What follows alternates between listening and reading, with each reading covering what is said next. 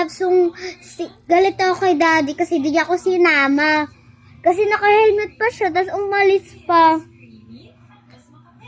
So, aabagan natin yan mamaya.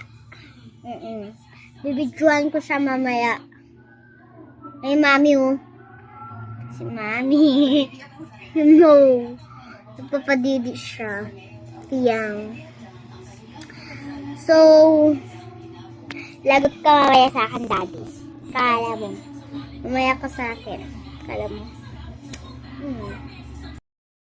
A few moments later.